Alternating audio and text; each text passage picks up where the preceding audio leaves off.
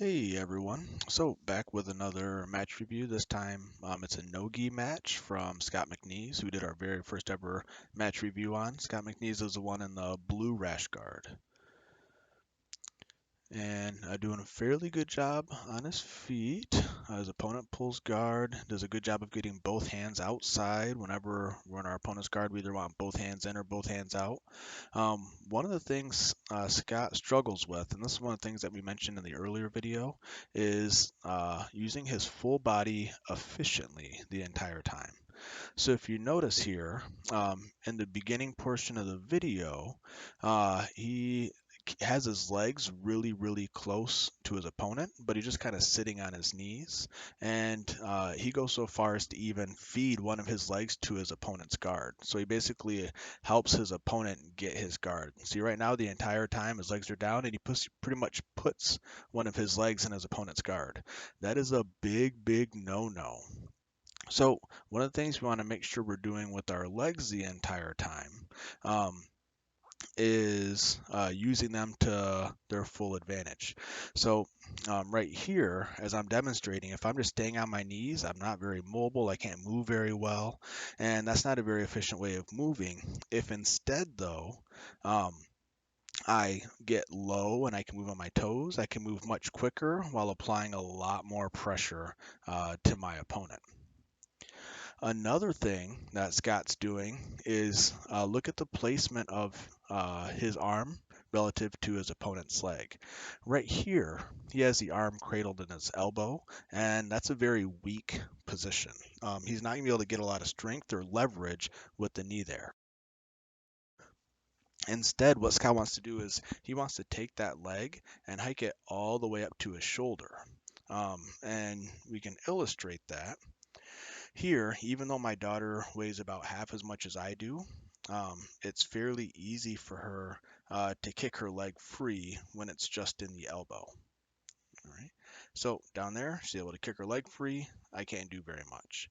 If I take that and I hike it all the way up to my shoulder, now I can pressure that in towards her chest, and it makes it much easier and safer for me to pass.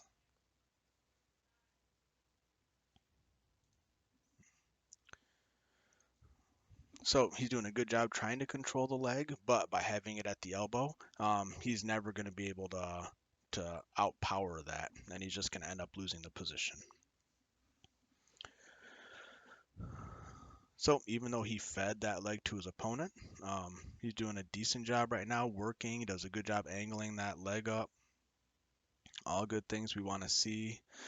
He clears and fights for the underhook, but allows his opponent to turn. And since he allows his opponent to turn, he gives up the other side underhook. All right, and that's a big no-no. We want to make sure if we do all that work to get the underhook, we want to keep it. Now here, one of the things that makes me super proud, Scott goes for one of the passes I showed in an early video where you capture the leg and then rotate around, and he immediately goes for an armbar. Good thought, good transition, but a couple things happen there that make it difficult for us to be able to finish this. So let's break this down a little bit slower here. Now you'll notice he kind of just steps and steps. So I prefer to donkey kick the opposite leg to trap the foot. He walks around and he ends up getting it, and he rushes straight in.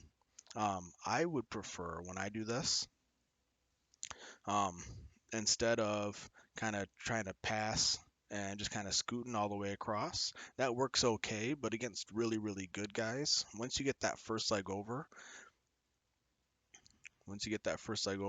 you're going to want to kick all the way over, and that way you can clear the lagging leg. All right, place it in the hip, and it's much easier to do that without getting your foot caught. Now you'll notice when Scott goes to do the armbar, his leg on the backside is low to the ground, and when that leg's low to the ground, you can't prevent your opponent from turning into you. So what needs to happen, see here, Maya turns into me, not able to finish the armbar. Instead, we want to put that foot as close to the back as we can and then basically run our shin up and down the back. That makes it much harder for them to get a good turn. You can see she's not able to face me, and it's going to be a lot easier for me to finish that armbar from there. All right, let's watch that one more time. right? So I step the foot right against the back, and then watch my shin pushes against her back the entire time. Step, shin. My knee stays upright the entire time.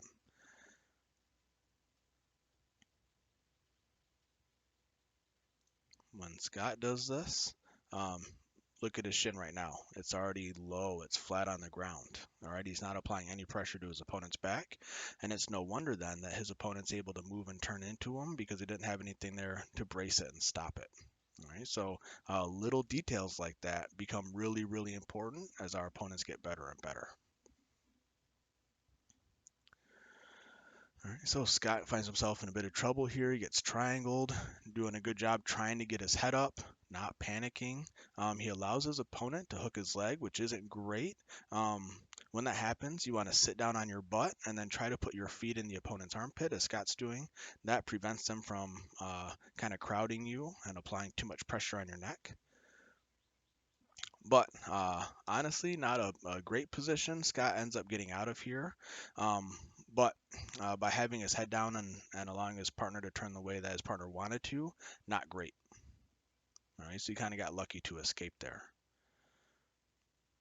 He's doing a good job keeping his hips low to the mat. Kind of rushes the mount, doesn't get the knee all the way across, allows his opponent to regain guard there. Instead of getting 4 mount points, he's allowing his opponent to get good position and start working for a sweep. If you end up in a spot like this, you don't want to stay super high like Scott is, because now he doesn't have much of a base. His opponent can turn him either way if he really commits. I would try to get back over that leg. All right, so he's going to turn all the way through, and now Scott went from being on a top position to now fighting, and he's back on his back. All right, so now he's got to fight back from his guard.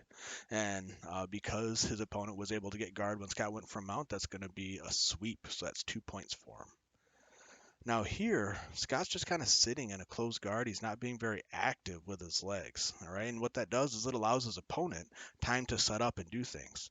Even when we're in guard, we don't want to just sit and wait. We want to be really, really active and continuously looking to attack. So one of the things that I really like to do from that position is to use my feet to try to mess with their legs, to pull them out, to break them down, flatten them. You can rotate your hips. You don't just want to sit and hand fight. You want to use your entire body, right? So one of the things we talked about with Scott earlier is focusing on either one side or the other. He tends to focus on his upper half, and he doesn't use his legs to their full capabilities.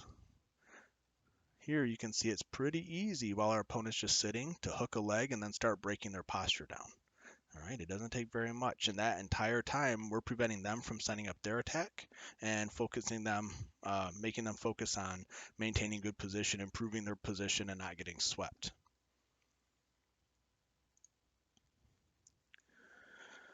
All right, so again, you can see almost all of his attacks focus on his upper body. His lower body right now is just kind of squeezing and keeping guard, and that makes it really tough to pull our opponent out of position. Does a good job with the arm drag. Nice sweep, right? Pulls his opponent out of position and then does a beautiful sweep here. Maintains it, gets his points. Here, when his opponent's arms were extended, I would have liked to see him control that top arm and then pivot again for an arm bar once he got his points. So right there, all right, you see how that arm is fully extended. Would not be a terribly difficult thing to do to take this hand, hook underneath, and then one short rotation, and he's got his opponent in an arm bar. Not a huge deal, just a missed opportunity there. All right, but does a good job getting his points for the sweep. Now he is going to transition to the armbar. Good. A little later than I would have liked. Knees far apart. We want to pinch those right away as opponent grips up. Now, the nice thing about when an opponent grips like that is it makes it difficult for them to get out. They're able to stall quite a bit, but it's not the best way of escaping an armbar. All right, so Scott's working really, really hard trying to separate that. Now, because it's no-gi and they can do a few advanced attacks, one of the things that is available right now is a bicep slicer. Right? And so whenever your opponent is just kind of gripping their arms, what we can do is We have our hand position with one of our forearms underneath the elbow. And what we're going to do is we're going to take the hip side leg and drape it across their forearm. And we're going to figure four it. Once we do that, we can squeeze our legs and lift up on our hand. And what that's going to do is put them in a bicep slicer. All right. Uh, really, really painful submission. That's not legal in every skill level and style, but typically blue or purple belts and up in gi can do it, and then advanced on up in no gi can do it. But drape one leg over, get the figure four, and then when we pull this leg in, that applies a lot of pressure to the elbow. It's really, really painful, and a great way to tap. One of the reasons why I chose my teenage daughter to demonstrate these on is because, like every father, sometimes it's fun to get to beat on them a little bit, and so I got to do this to her. Always makes it enjoyable. My wife was smart. She said, "No, why don't you use my?" All right, so Scott's looking here. He can also set up a triangle once you drape that inside leg through. Goes for the arm bar, doesn't do a great job following, and ends up losing position. Drapes his legs through, so gives his opponent an opportunity to start attacking leg locks.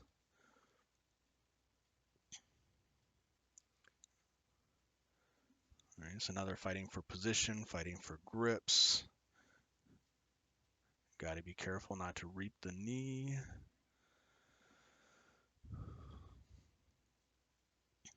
Scott's doing a good job staying calm, trying to clear that leg. Nice, nice, nice, nice. His opponent's got underhooks, but Scott's doing a good job pushing, not controlling the position very well. So he's pushing, but not following with his upper body, and allows his opponent a chance to start working on the legs again.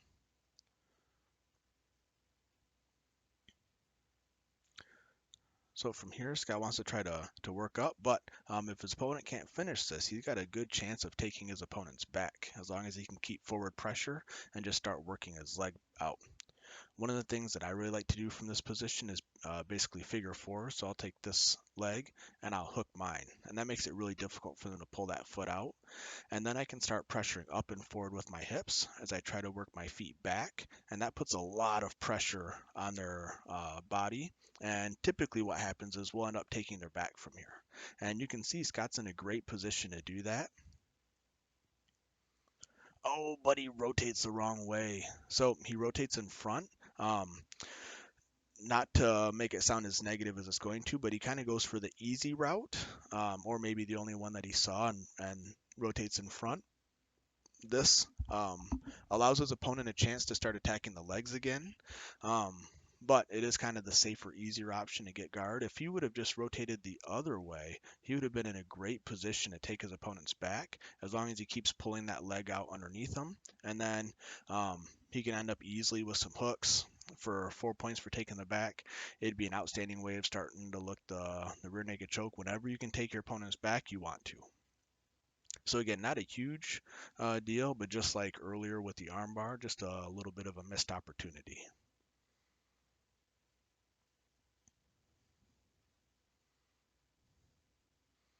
All right, they're resetting into guard. Scott's up right now, if I remember, 6-2. Scott's a very athletic, flexible guy, so pulling his leg up like that isn't a big thing, and he's been working a lot on his stretching. So definitely making the most of it right now.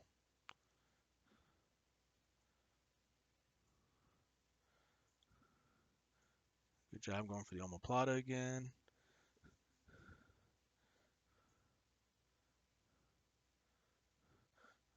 Here, see, here he's a little bit too high. All right, so I would much rather see Scott take his chest in the side and move it lower on his back.